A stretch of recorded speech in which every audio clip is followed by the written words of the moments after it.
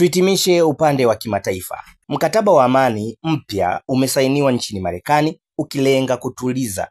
ukilenga kuleta utulivu katika ukanda wa maziwa makuu, lakini hali halisi bado inabaki kuwa tete. Taarifa kutoka Kivu ya Kusini leo zinaonyesha kuwa droni zimerushwa na mabomu na kuvunja minara kadhaa ya mawasiliano.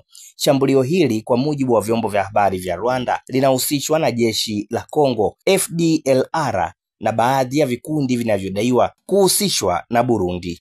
Video zinazozagaa mitandaoni zinaonyesha raia wa Kongo walioko mpakani eneo la Kamanyola wakivuka kuelekea Rwanda wakitafuta hifadhi kutokana na hali tete ya upande wa Kongo.